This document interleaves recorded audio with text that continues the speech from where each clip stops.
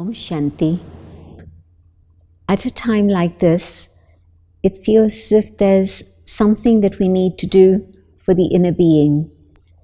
We're not able to do very much out there, so maybe we can do something inside and go on an inner journey. I'm sure that many people are turning to spirituality and meditation to help them cope with all the challenges that life is bringing. But what about meditation? There's so many different meditations on offer. It's become a spiritual supermarket. Which do I choose? How do I know what is going to be suitable for me? I really don't know where to begin. It depends actually on what I'm looking for. If I'm looking for concentration, if I'm looking for focusing my mind, there's a big variety to choose from. But if that's not really what I want, if what I want is to get to know myself better, if what I want is to be able to come closer to truth, maybe that's the attraction that I have that comes up in my heart from time to time. In a world of great falsehood, it really feels as if I need to have my own inner compass that's able to guide me towards truth. And maybe for some, I may be even looking for an experience of God. When I've perhaps asked people of different backgrounds, different traditions, to tell me of their experience of God, perhaps they've just quoted scriptures at me. And that doesn't really answer my question. I want to know if they have had an experience of God. But more than that, I want to know how to be able to have an experience of God myself. So, if these three things are something that you're interested in, knowing yourself more, coming closer to the truth, being able to have an experience through an understanding of God, then I would suggest that you experiment with Raj Yoga. We've heard this term, and we know that it existed 5,000 years ago. It's been written about in scriptures for thousands of years, and maybe you thought it was too difficult for you, that it was something that people had to dedicate their full life to, decades and decades and decades, and then maybe there would be some sort of progress and experience. Well, here's something that's very interesting. You don't need decades and decades.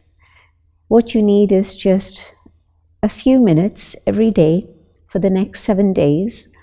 And in this period of 7 days, we'll give you a very simple introduction to Raj Yoga meditation. My feeling is that modern times need something that's easily assimilated.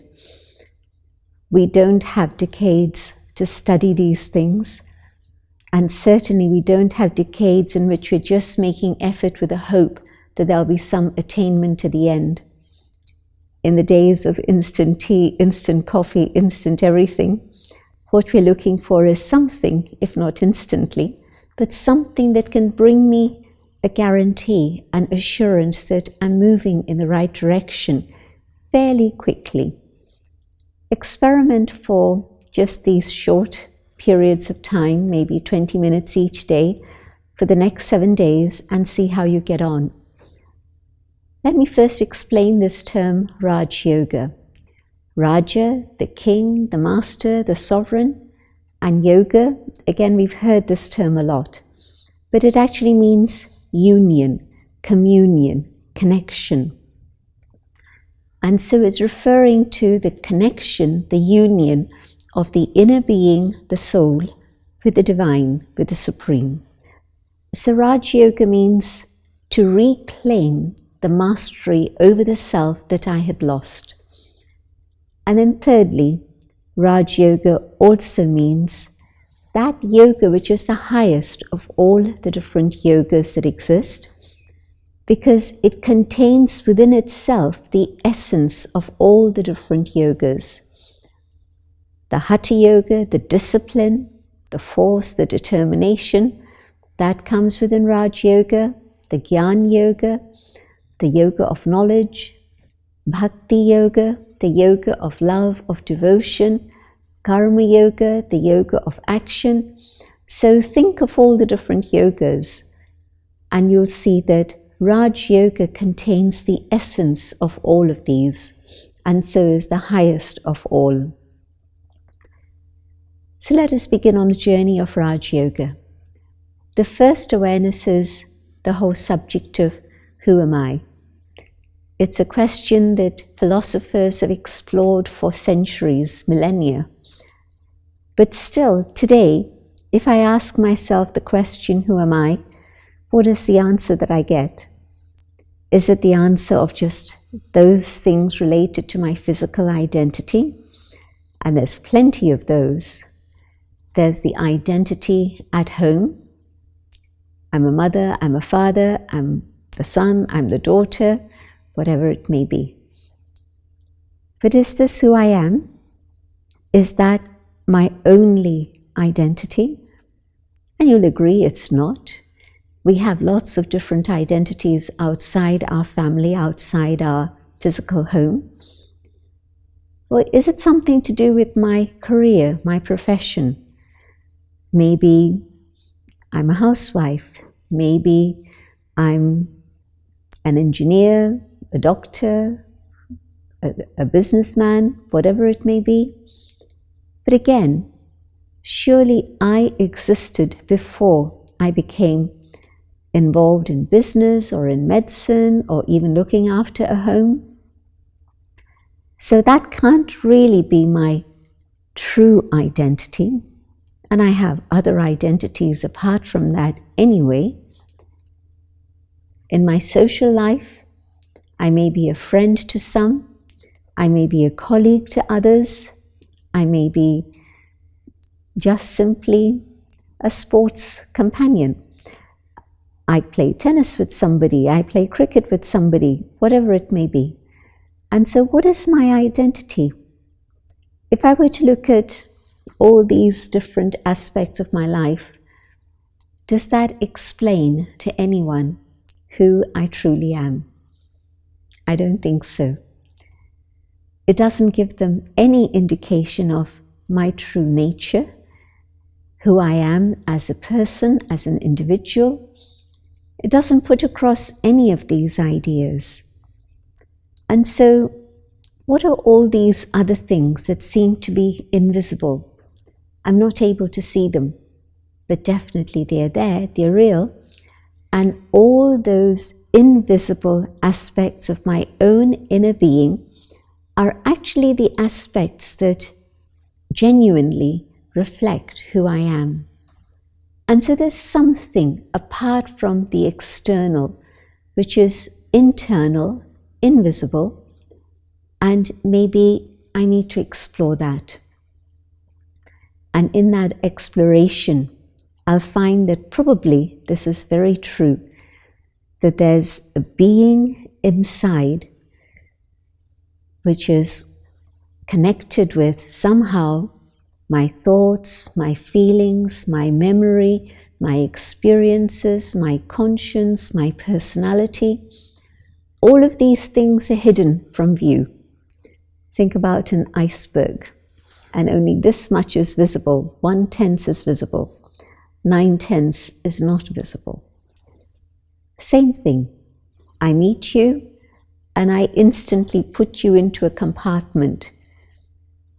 All sorts of labels, gender, age, color, religious tradition, religious background. These are just a few of the labels with which we identify people and put them into boxes, which actually is not right at all. I can't really know the personality of somebody just simply by gender.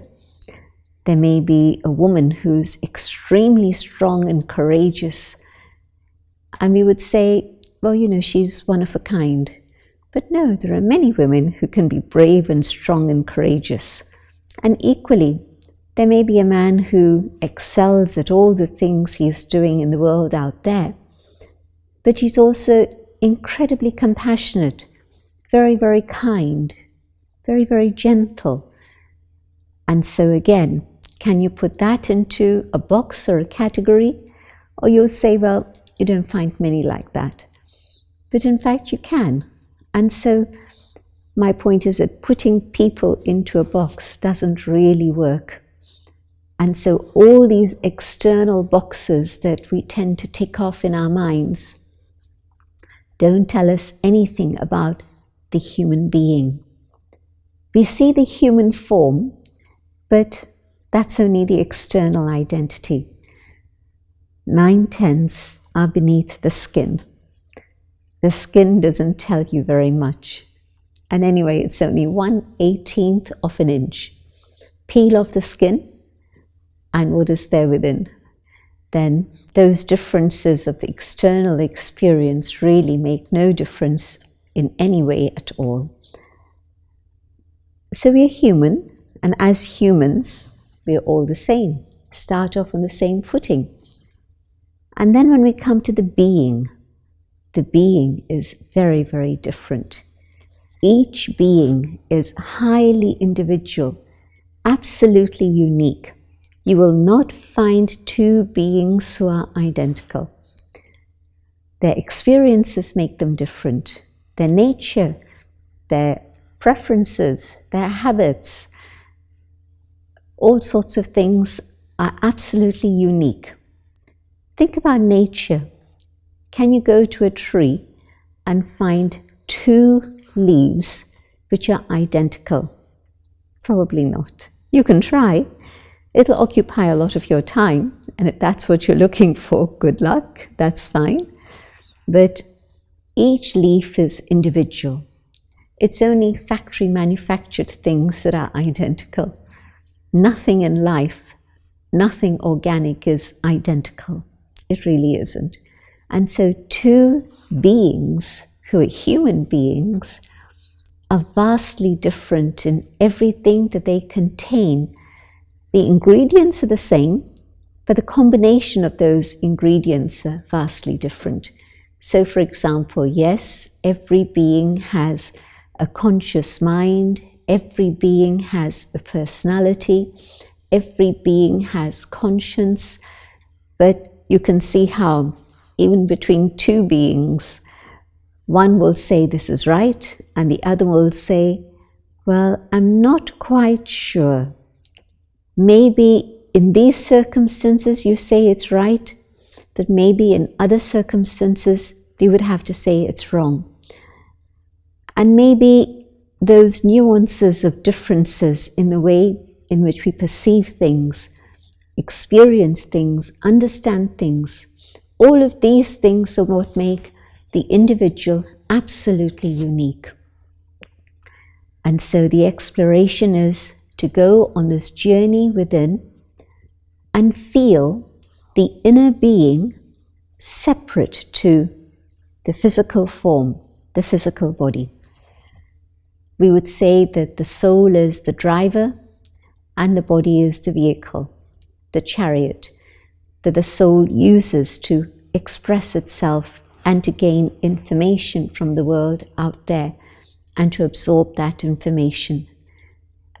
Is it possible for me to experience this difference between the human being and then the separation of soul and body? Yes, of course it is. It's a matter of consciousness. And we can experiment with this idea and feel the difference between the physical form and the inner being.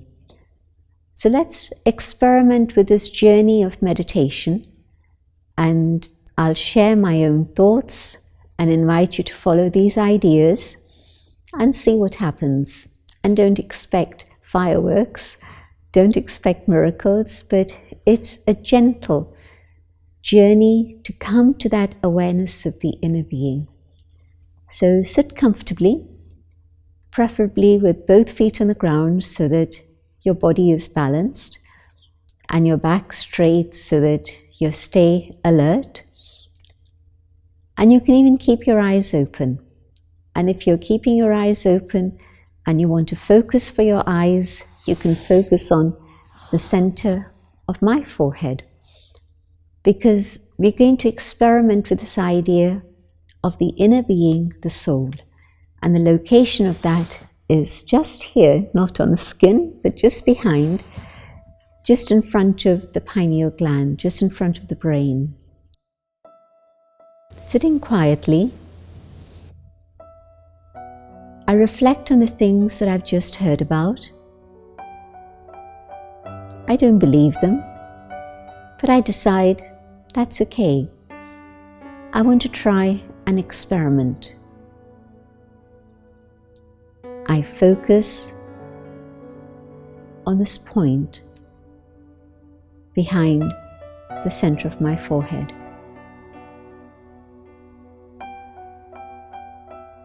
And I can feel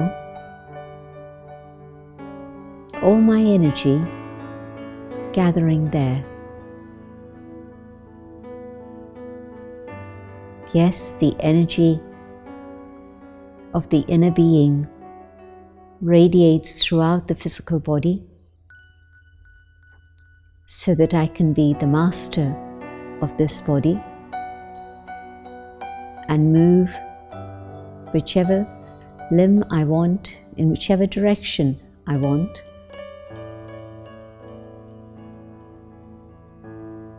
I am the master of this physical body. I control my eyes, my ears, my voice. All this happens in a very conscious way, but I haven't been aware of it. But now, for a few moments, I step away from doing, and I want to experience being.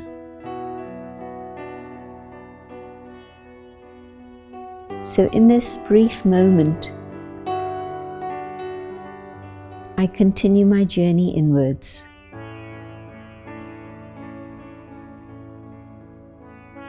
And as I come to a point of energy deep within myself, in the center of the forehead,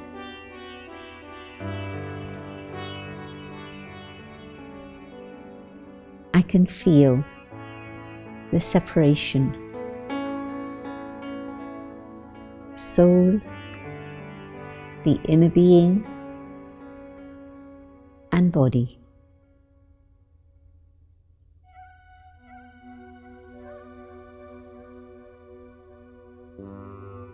And as I go deeper and deeper within the soul itself,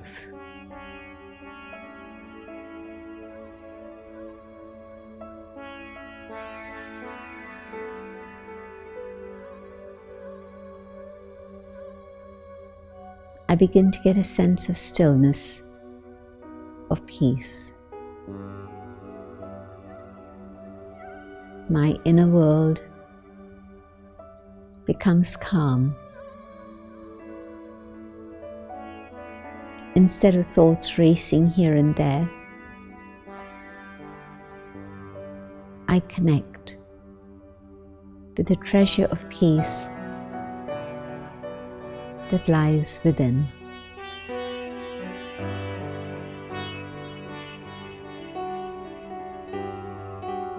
I am a being of peace. I hold this awareness and savor the experience. I am Om, peace, Shanti.